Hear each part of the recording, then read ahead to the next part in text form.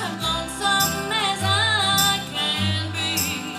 I go out walking after midnight out in the starlight, just hoping you may be somewhere walking after midnight, searching for me. I stopped to see a weeping willow cry on his pillow. Maybe he's crying for me. And as the skies turn gloomy, night winds whisper to me, I'm lonesome as I can be.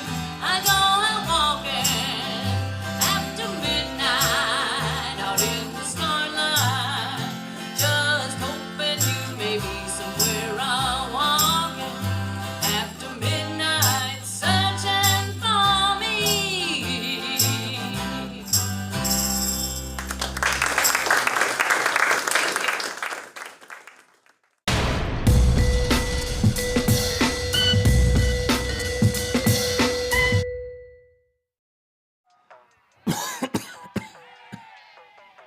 Oh man, I can't believe I'm missing this. Okay, Grandma. I see you. Don't get stuck at home with the flu.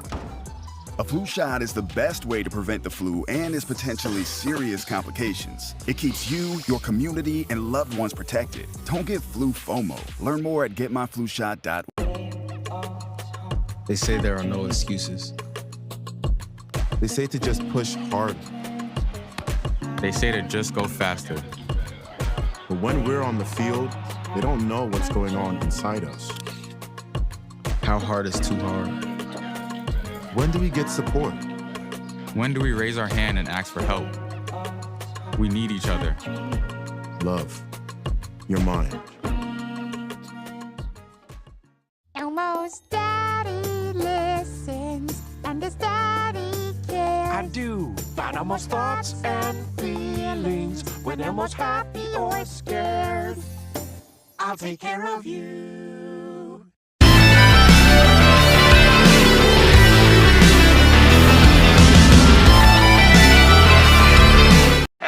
He'd back me up on that if he were here.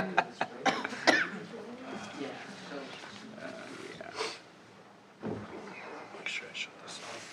So we're good then if I leave, right? 'Cause Yeah, Nico's here now, so we're good. Yeah. Yes, she is. Oh, good. Might be a short meeting. Oh, yeah. Do you want to just pass that one? Ooh, I don't know. Yeah, let's just do that and see. We'll Okay. wait. I'll let you know if I hear anything. Oh, okay. Just wanted to check with you. Yeah, because I know she's a large portion of it. We really don't have any other actions, just minutes. Yeah, not a ton, but I just wanted to check with you. So. Yeah, hopefully it's not a problem for her. Come on, yeah. Hi, Nico. Hi. Good evening. No, you shouldn't have to. You should be able to just. Well, we'll start off then. 5 o'clock. Ooh, wait up, Only 4 people. Yes, we are. A couple of people that are new. We're not going to be here. So we'll call this to order. So we'll call out for a roll call. Sorry, was that me? Yep. Yes. Yeah, I'm here. Roddy. Here. Newton, absent. Frisch. Here. Miller. Present. McDaniel. Here. And Jameson. Jameson is absent. Okay. All right, very good. So we have the minutes that were in the packet from November 12th. Looking for any comments, any corrections in the minutes? Here she comes. Do we have approval of those minutes? I'll move to approve. Okay, second. I'll second. Lynn? Very good. All in favor, state by saying aye. Aye. Opposed, same sign. So moved. Thank you very much. We do have an opportunity for any public appearances. Anybody would like to present to the park board? Wouldn't involve any discussion on the park board currently, but certainly could share any of that. Do we have anybody that would like to talk with the park board? Seeing none, hearing none, we'll move on to the next. We have the opportunity on the village staff for the 5th item. Director of Public Works report. Any updates on projects and updates on those? Thanks. I am going to pass it over to Eric to talk a little bit about where we are with the basketball courts as well as with JC Park. As far as JC Park goes, not really any updates there. We probably won't have any until kind of that growing season comes back, so March or April. For the basketball courts, we have gotten all the backboards up except for the short hoop at Maryhill.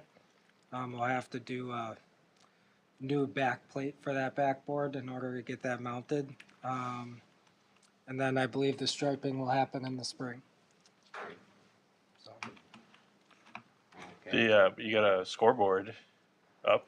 Yes, at oh the yes, the scoreboards are up. I forgot about that last week. They were able to get both the scoreboards up at Stotts and Field 1. So Okay, all the scoreboards are up, completed. wonderful. That's good. Awesome. Any questions in regards to this report? All right. 5B, Director of Community Development reports. First semester presentation goes on to you. Thank you for being here. Hopefully you didn't have any troubles getting here. Typical traffic. We're I got a Madison at this time. yes, yes. it is. It is. I come from Middleton, so that's always across my like, am I gonna make it? Is it gonna be now?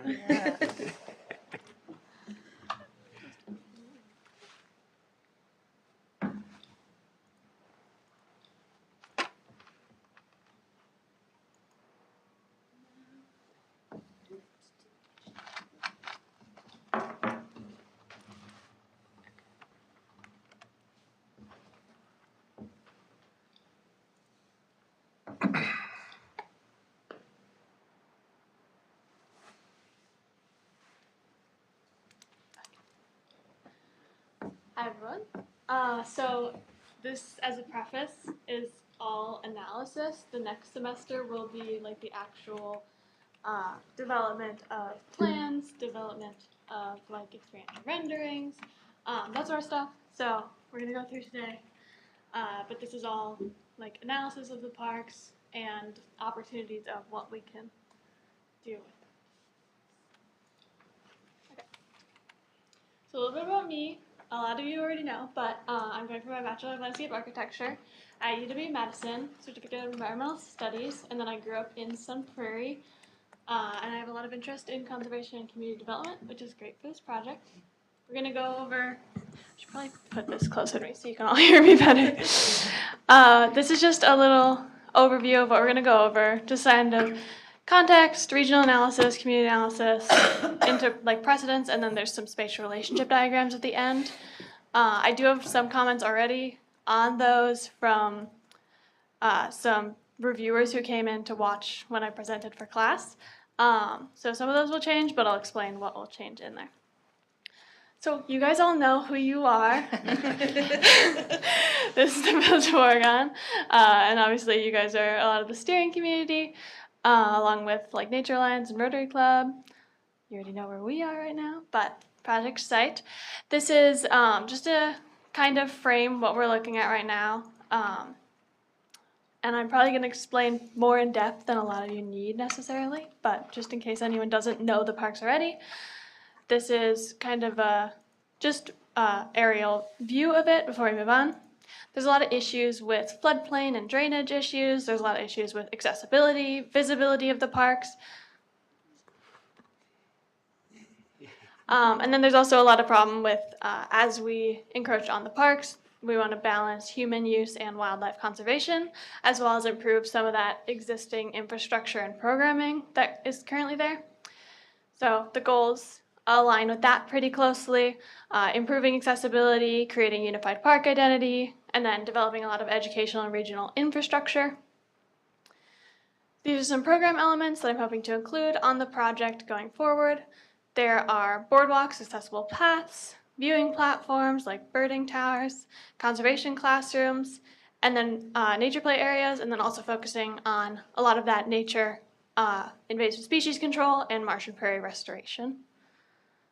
Just a little bit about the site. You guys probably know this, but the land was originally inhabited by the Ho-Chunk people, but in the 1830s, the first actual settlers of the area arrived, primarily English and Irish descent. And then the city started growing pretty heavily when the new railroad was built through, and now we're here with a population of 11,000 people. This is some of the aerial photos that were provided to me, and they really show the history of how this park has changed over time. It is a historical drainage district, and so it was originally drained and used for farming fields. So you can see it's a lot of very flat, very one level, like one monoculture farms that were originally there in the 1987s, and then into the 1995, some of those drainage ditches got dug. So you can see that in the red here, and then that moves into 2000s, where you can see those pretty heavily, and some of those storm ponds coming through, to here we are today, a little while ago in 2022, where it's a lot more natural than it was back in 1987, but there are still a lot of those implemented water infrastructure that are causing problems with the marsh, like those dug drains, like here in this middle parcel and on the right. Get into that a little later. The region of Dane County.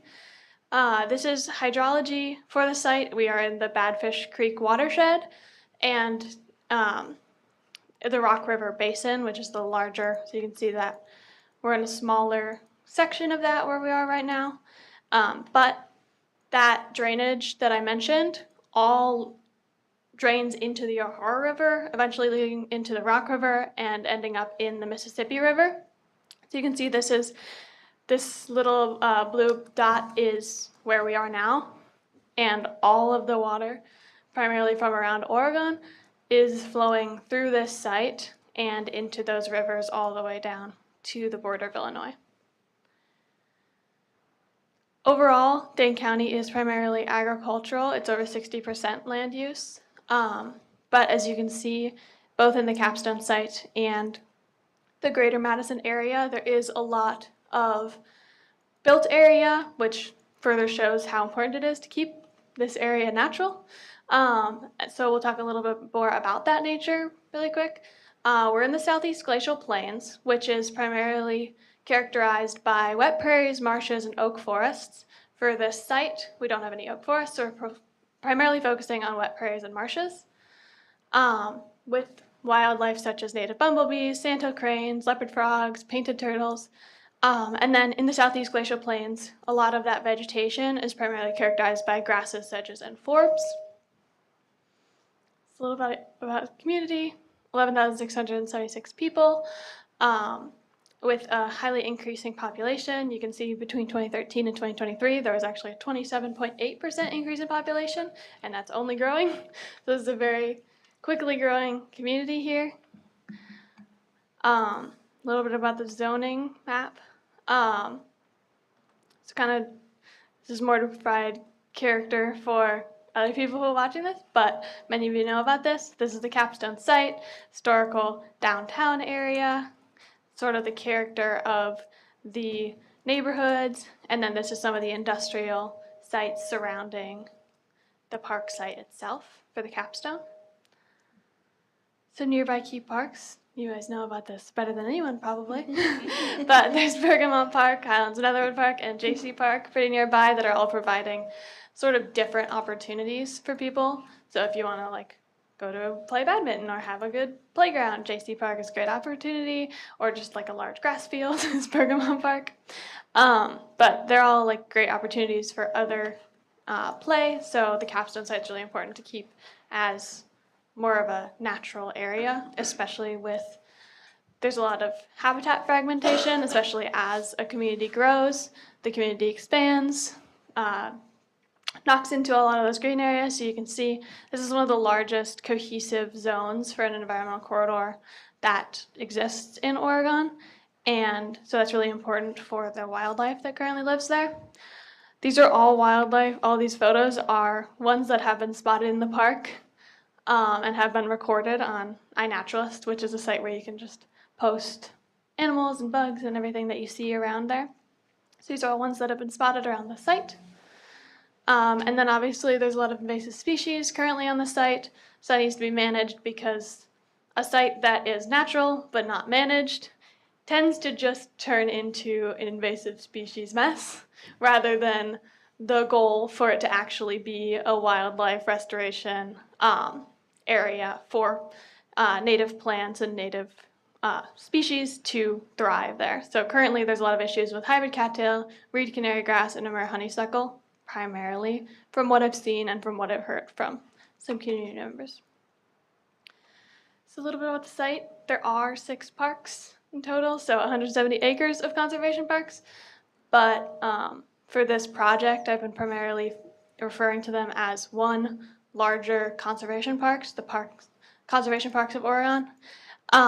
And that's just to create that sort of cohesive identity to teach people that there's more than just Keller Alpine, or there's more than just that one little section of Lerner Conservation Park that everyone likes to go to. Just to kind of teach people more about what actually exists there and how many areas that they could be visiting. Back to that circulation map we visited before. These are some of the entrances and like what they look like right now. So obviously a lot of people like to park either in the new library or off of Netherwood Road up to the north to get onto the Keller Alpine Trailhead. And then there's also some people that park along the street in Lerner Park. And then there's a potential for another entrance to be out down near Florida Avenue Park entrance, or when I was talking to the Rotary Club, they were hoping for potentially an entrance further to the east, but still north of the site off of Netherwood. A little bit of the topography. If you've never seen the topography of this site, it kind of shows a little more about why it is the way it is and why it's draining so weirdly.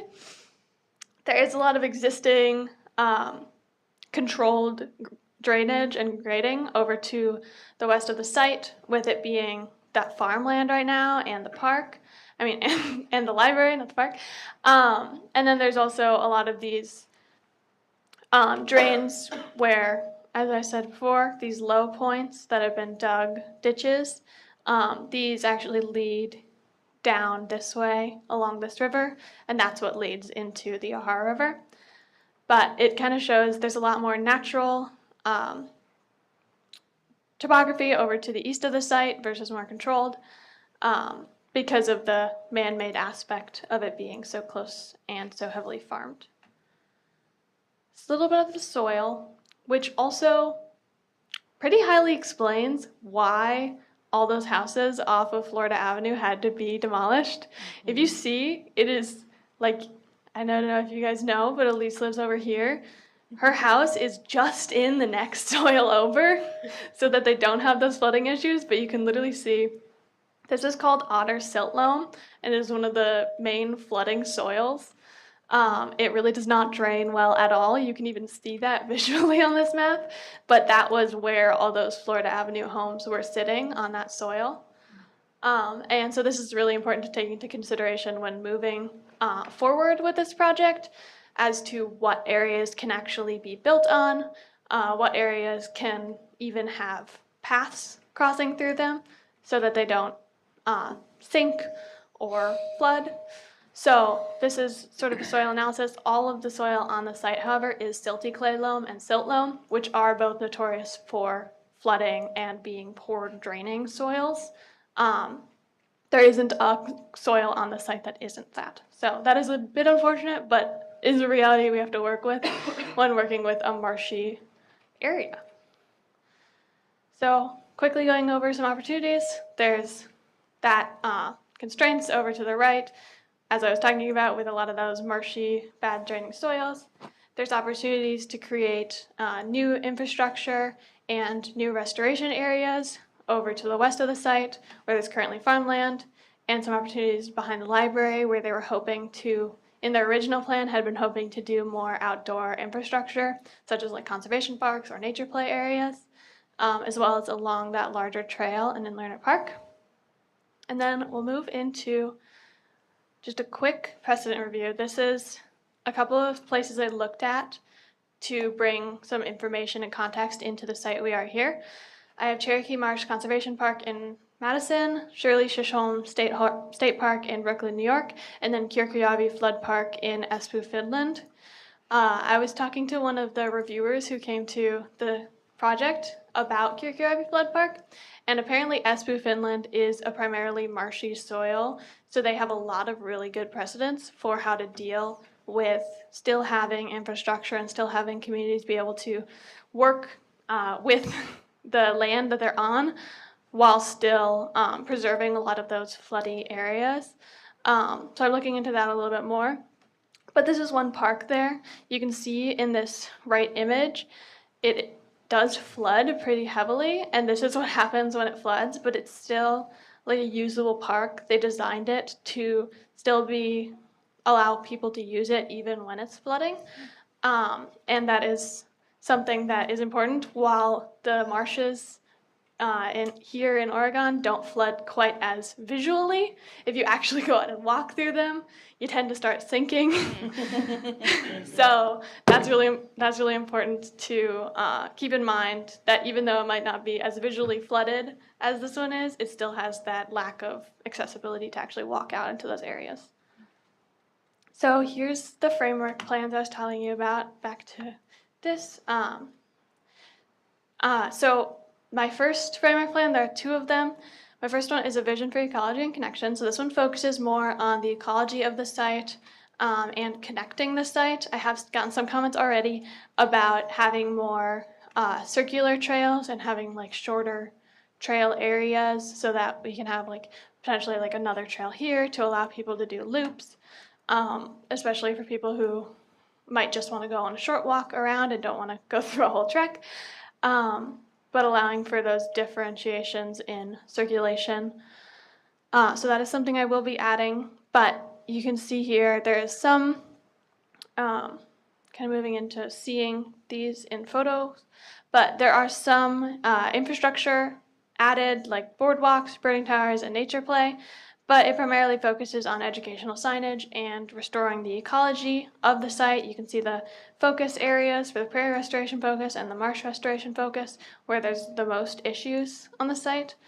And then also increasing the educational signage to kind of teach people more about where they're walking through, what might be living there, and just more about ecology in general.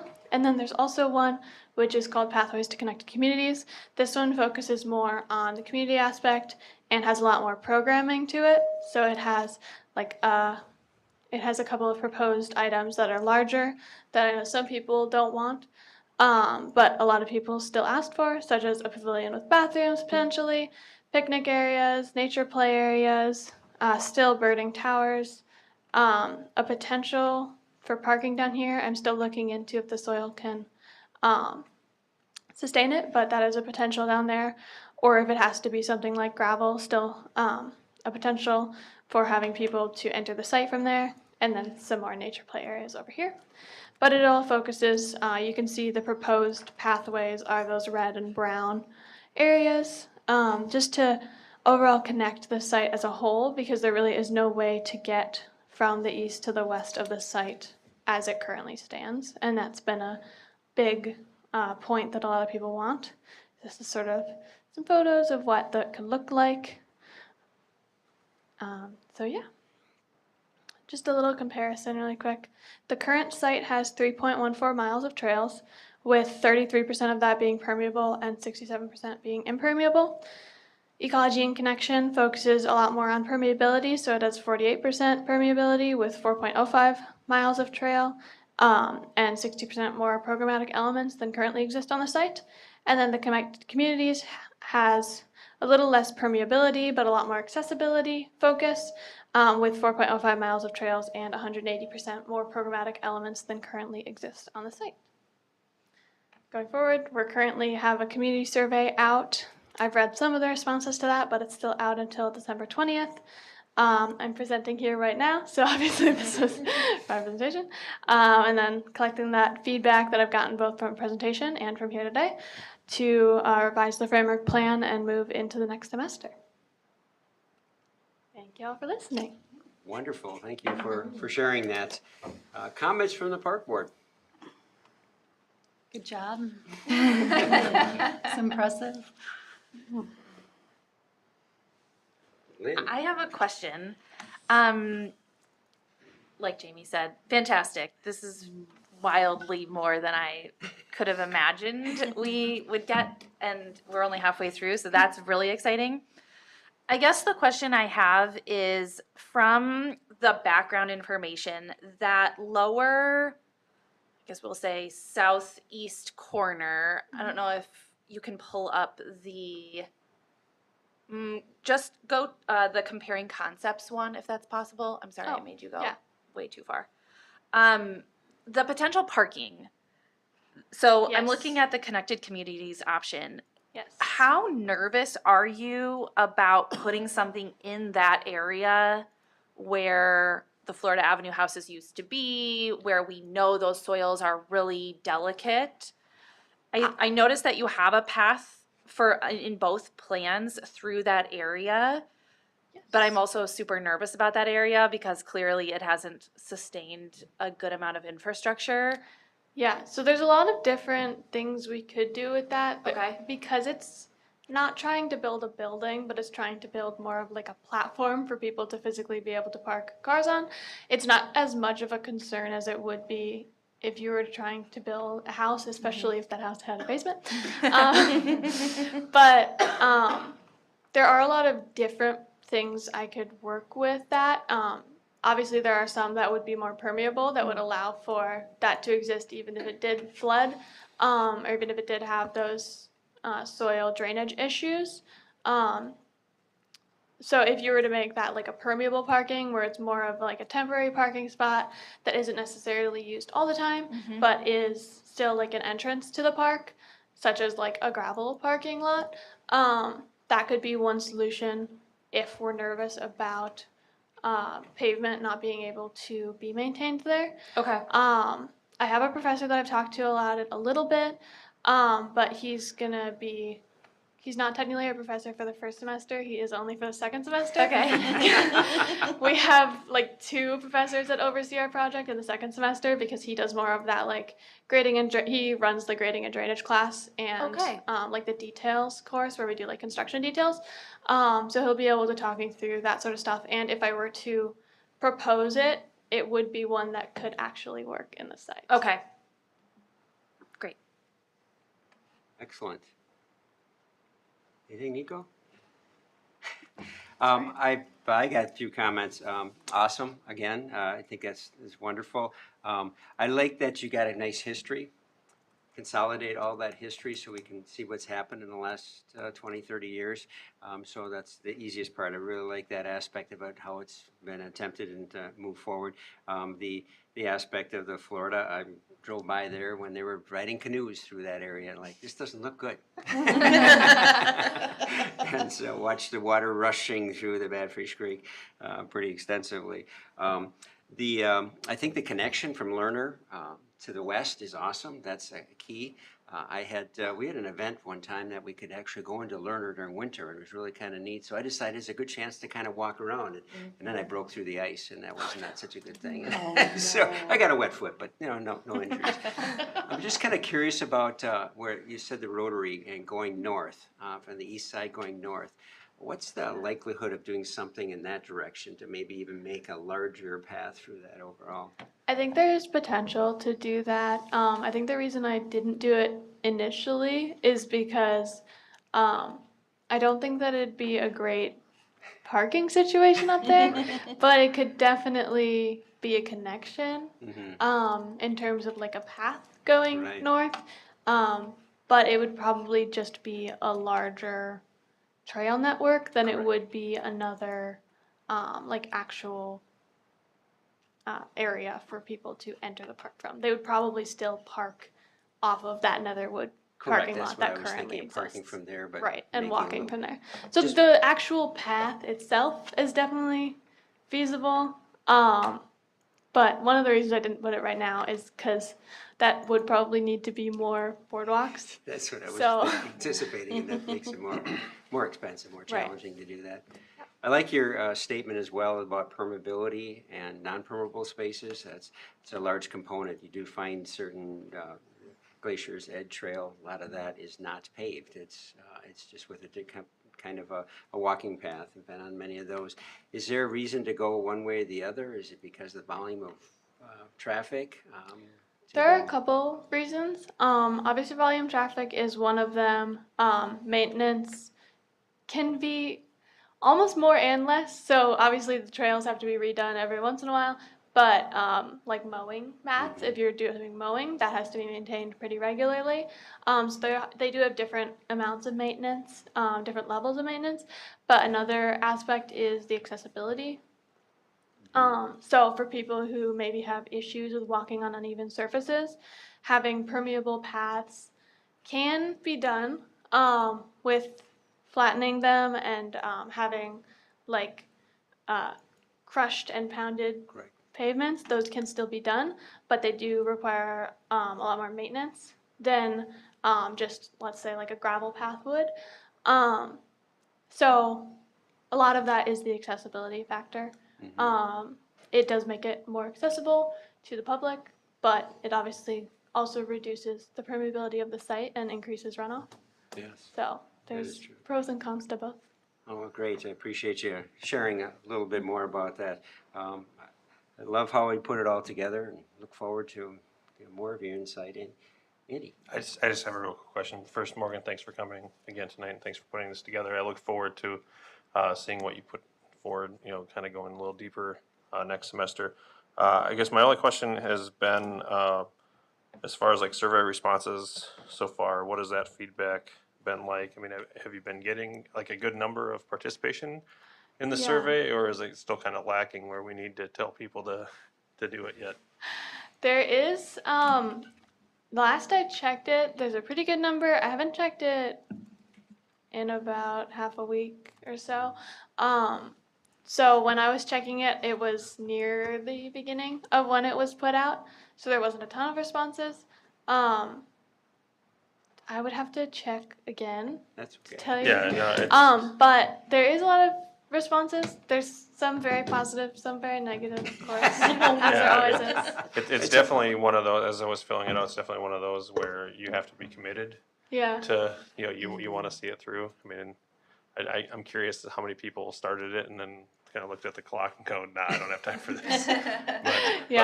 We tried to keep it short, and you technically didn't have to fill out any of them like required, but yeah, I totally get that. It was a rather beefy survey. But I would much rather see something like that to gauge where people are, as opposed to some of the surveys, that have been put out as well.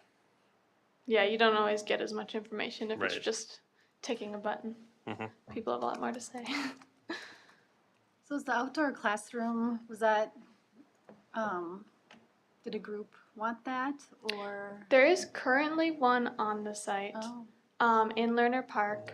So one of those is because it currently exists and it's pretty popular with the preschools. Okay. I was just wondering if anyone like new one would use it. Yeah, Right. so the one in Lerner Park is used pretty regularly. It gets overgrown, but when they do the fall cleanup, it looks great. They just repainted it. But it's pretty short, so obviously the preschoolers love it because it's like their size. But the library also expressed some interest in having like potential for like a reading area outdoors for them to like read to a group of kids. So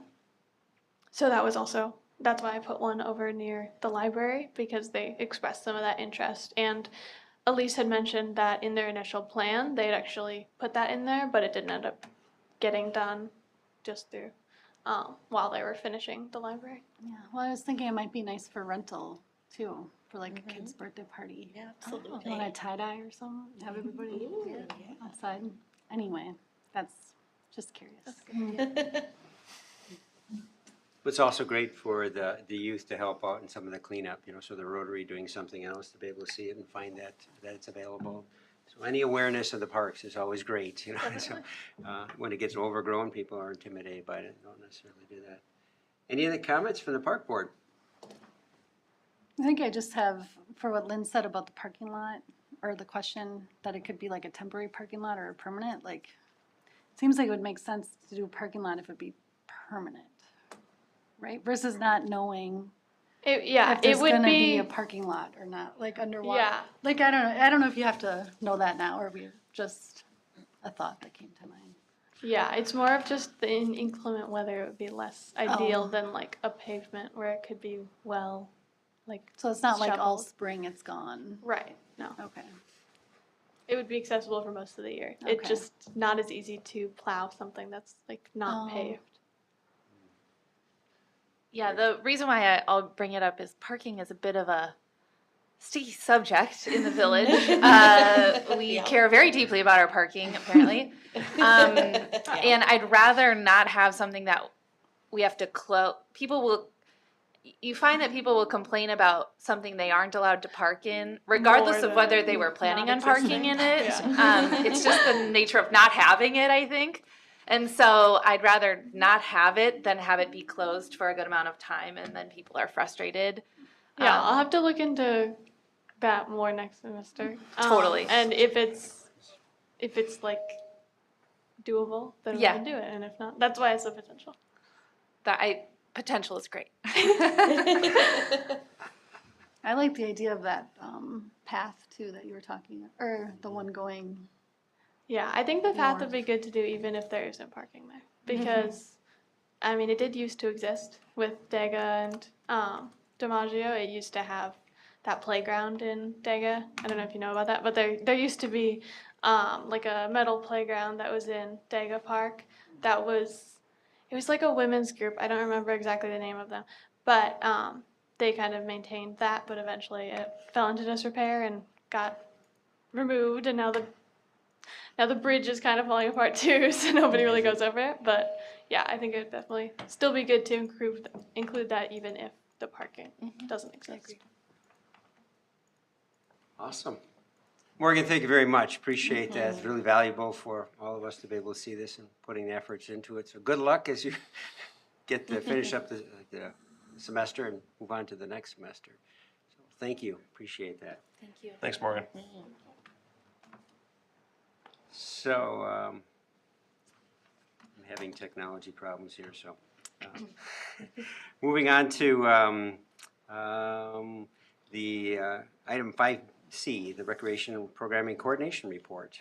The reservations in 2024. Sounds good. So I included in your packet just a very brief summary of the 2024 reservations. So the top table is the shelter reservations. Nothing too surprising there.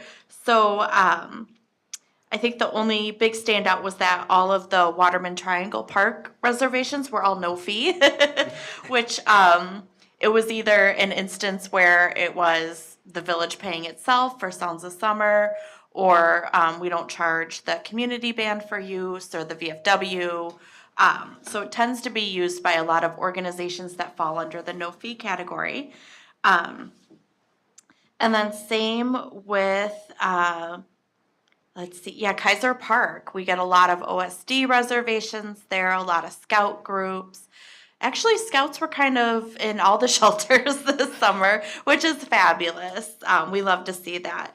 And these were all the primary reservations. I think we had like one random Norm Champion Park reservation and like one random Scott Street Top Park reservation. But otherwise, this is usually the bulk of it.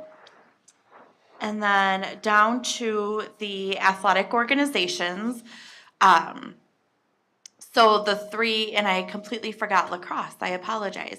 But the three organizations, football, softball, baseball, and they're pretty consistent with their usage. And they, this is the first year doing the $2 an hour fee, and they all seem to be okay with that. It helped us as well as it was still okay for them. And this does not include concession stand use. And then we did kind of a let's see how it goes arrangement with soccer. So the first column were the hours that they had reserved and were initially billed for. And of course, when they got that total, they said, holy cow. So then they came in and kind of asked if they could provide us with just the reservations that they actually used. And so those numbers are in that third column. And then the final amount is in that last column. And this does not include Fall Fury.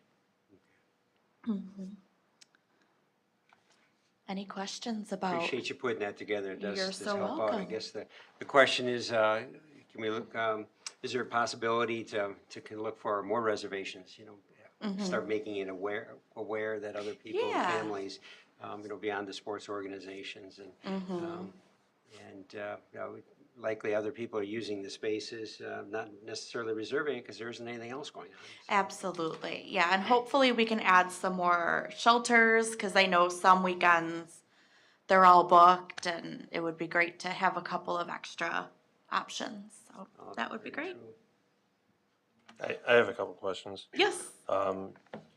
You mentioned you didn't have lacrosse on there. I didn't see rugby on there, so I didn't know if they reserve stuff as well too. I know They, the. oh, go ahead. I was just gonna say. I mean, I'm guessing they used the East Field over at JC Community Park. The multi-use one. Correct. Because my friends were painting it. So I guess I'd just be interested in that. Okay. You know, really, I won't even go into the $2 an hour thing yet. We can save that for or $2, yeah, or whatever. We'll save that for another one. What about pickleball?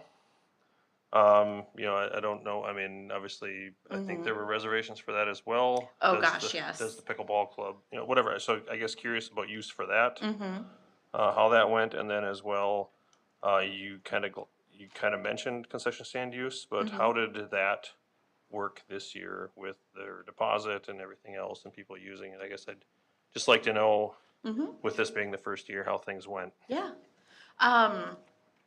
Yes, I do think we may need to adjust the concession stand rate a little bit. I think a lot of organizations were, basically they wouldn't have made any money with the original fee, and I think it was like $100 for the day or something.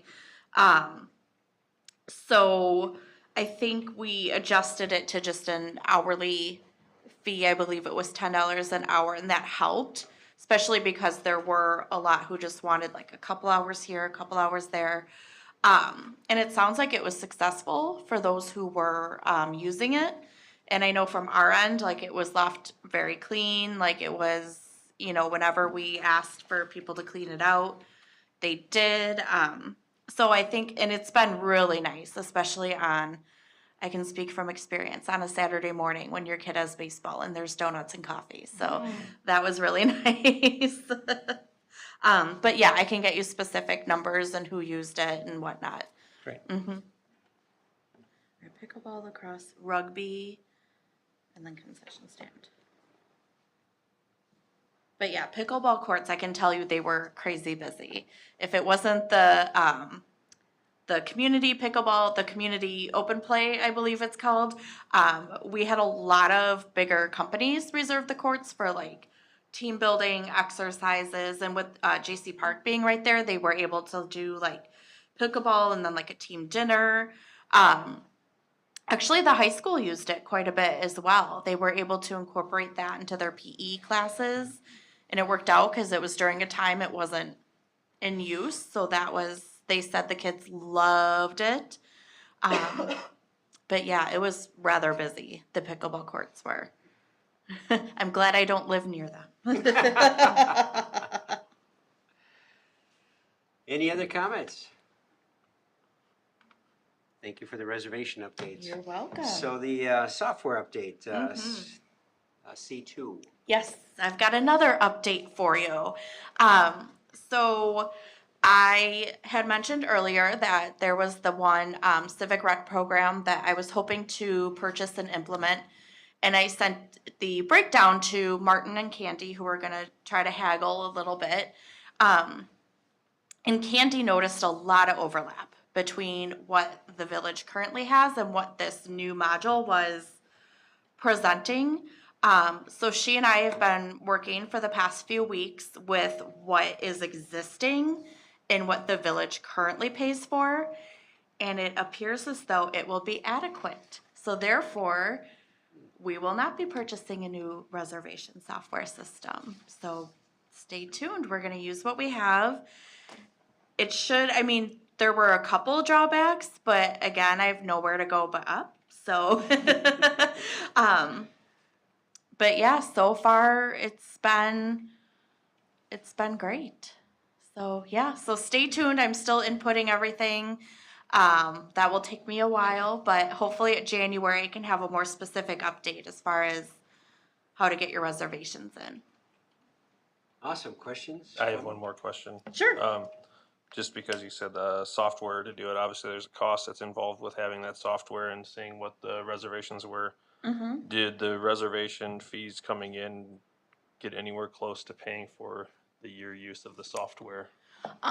No, it was included in the 2024 budget, which, you know, you're welcome, everybody. I saved you $8,000. But we, I mean, there's plenty of other places. I mean, Eric and I were just talking about possible equipment he'd like to purchase.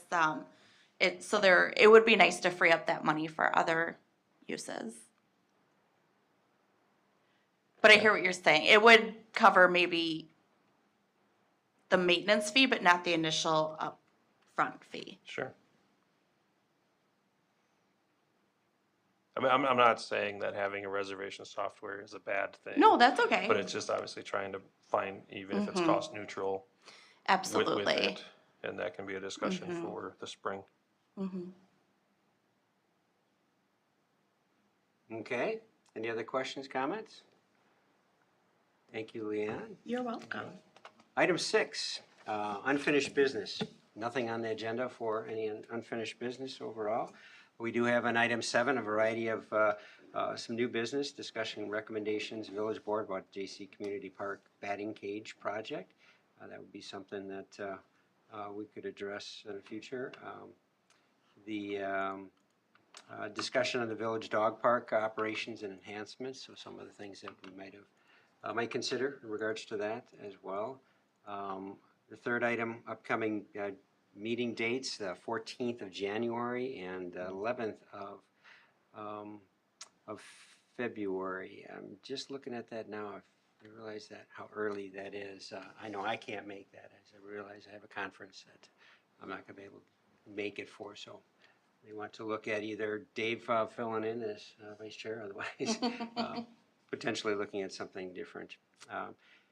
And any items that future meetings, assignments? I have none.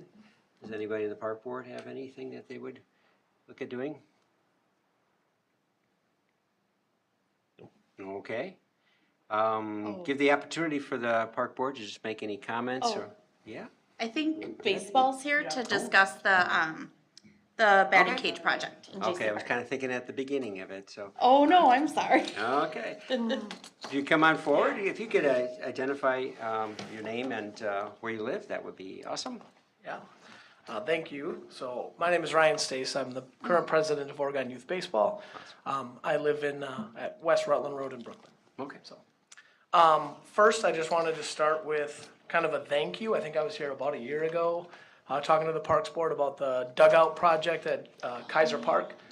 So along with your help and with some donations from families and stuff, we upgraded Kaiser 1, the dugouts to kind of match Kaiser 2, and so those were great for the summer, both adult softball. They kind of jumped into that too. But yeah, just, I guess, thank you for kind of being willing to work with us on the batting cage project, or the potential batting cage project in JC Park.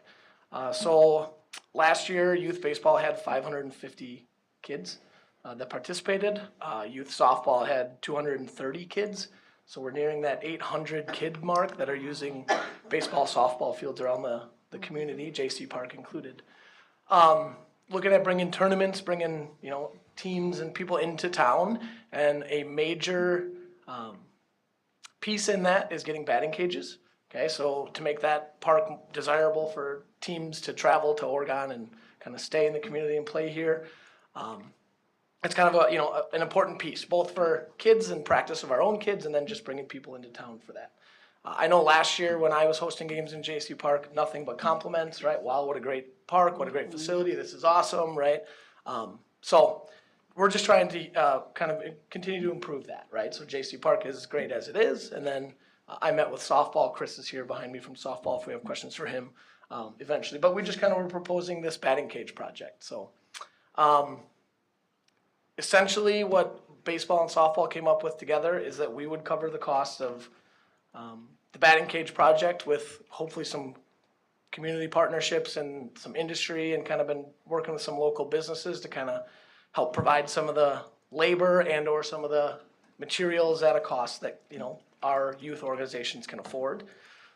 If you're familiar with the batting cages that are currently at the high school facilities that were put up, like the newer varsity baseball, softball complex, that cage has worked really well in the past. Pre-J.C. Park, we've hosted our tournaments there because we had diamonds that were in close proximity to each other. We could host tournaments there. Those cages allowed us to kind of segment them into having 4 teams warm up at a time, which in a tournament setting is a minimum, I would say, right? I mean, with multiple age groups and teams going on, you need to warm up in those. So our proposal is to kind of duplicate that cage in the J.C. Park complex. The location, everything is kind of to be determined, right? Where it fits or where it works with the complex, where it can, not interfere with anything else that's currently being used or happening in the park. But if you're at all familiar with it, near Stats Field, we think there's enough room to kind of put a cage, not in kind of the 4 clover of the new diamonds that were built, but more towards that Stats Field. There's a large green space there that we think could fit the cages and not, again, not step on the toes of any of the multi-purpose fields or the current baseball fields or anything that exists currently. Could you explain what that cage is? Yeah. Just so we get an understanding. Sure. So it's a large concrete pad, okay, with netting, and basically it just allows kids to go in there and just do batting practice without, shagging baseballs all over the diamond, or spectators, right? People watching the game don't have to, worry about balls flying all over the diamonds and things like that. I coach on the high school team too. We use our batting cages every single day at practice. I know the high school softball program does too. It's just a really important part of the game, right? To kind of be able to practice that in a more confined area, and allow the team to do other things on the diamond. So then the framework is for the netting? Yep. So baseball, and then the concrete on the bottom? Yep. So does netting remain through the season? Is it there all year round? Typically the netting would be taken down around now, right? As soon as seasonally, basically, the weather gets bad, and it's pretty easy to lower the netting. The systems now just drop the net to the ground, and you kind of pack up the net and put it away for the winter to kind of increase the longevity. And then when the weather gets nice again, you pull it back out, and you kind of have your batting cage, back operational. So is it just one person in there at a time, like a single batting? It would be a double batting cage. And it's large enough where if there was multiple teams, games and things going on, we have like a section that we can pull and actually break it into 4 quadrants at the current batting cage at the high school that I'm referencing that we kind of use. So has the capability of having up to 4 teams or up to 4 kids working in there with coaches and everything. So, yeah. And it's an automatic ball? No, Oh, no, so no, yeah, it, okay. no, it's just That's the what net, batting yeah. cages I went to. Yeah, no, it's just the net, so you'd have to have Put tees points in or Yes. people pitching to each other or something like that, but it would just, yeah. So. Lynn? What about when it's not a tournament? So like on an evening, is someone able to go in and use it? How do we manage that, monitor that? Is there a reservation sort of system on that? What are you envisioning for that? So currently, we have a reservation system for the 2 cages that they're both, the only batting cages in town currently are on the high school property. There's one behind like the old varsity field near the tennis courts, and then there's one by the new complex. The high school has been willing to let us use those during the summer when they're not really in session. And I created a Sign Up Genius and sent it out to our coaches, and it's always very popular, right, to get a batting cage and kind of practice there. So they would be used by both baseball and softball, most nights of the week as well as on those weekends. Okay. And so you would want a reservation system. Would that come through you, Leanne, like as a part of the J.C. Park reservation? I mean, yeah, I guess we haven't got, I don't know the reservation piece of it yet, Right. right? But yeah, it would be, yeah, certainly open to, I mean, a reservation system would help too. I mean, if youth baseball and youth softball are gonna put these up, not that we like don't want everybody using them, but if a team shows up for practice, we would be able to say, sorry, like, this 10-year-old softball team has practice right now, we have the cage reserved. And it might end some of those kind of conflicts, I guess, if people are in the cages. Okay.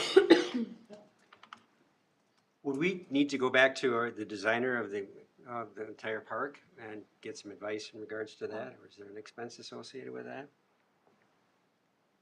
Not It would likely be a good idea to at least consult Rattler and make sure that there's nothing that we're missing. So there would be an expense associated with that. I don't anticipate it would be a huge expense, but that would certainly be the right way to go about it, I think. Makes sense. To make sure there's something else that they have knowledge about that we don't necessarily have knowledge about. Okay. So is there any action that we would need to take in particular, or is this something that we take into consideration and then we take the next step? Yeah, that was gonna be my question. What are you looking for Sure. from the park board? I mean, is this informative only? Are you trying to get funds together? Is it obviously trying to find a spot?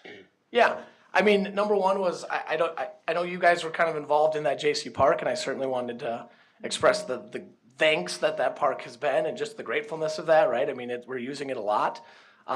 Second, I guess the only request that we kind of had from the Parks Board, Nick at the Village and his crew has the capability of helping with that concrete pad. And I'm talking like labor, right? I mean, they helped with the pad for the dugouts.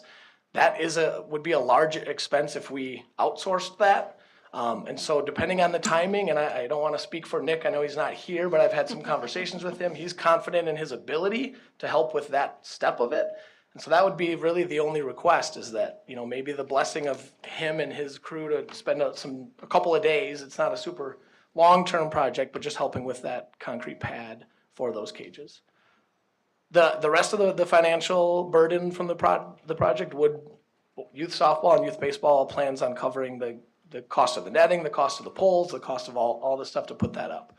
So we're not asking for any additional funds for the cages other than potentially some labor from the facilities to kind of help with that. As far as putting up the infrastructure for the cages themselves, I mean, is that something you guys would have the ability to do, or is that something you have to outsource?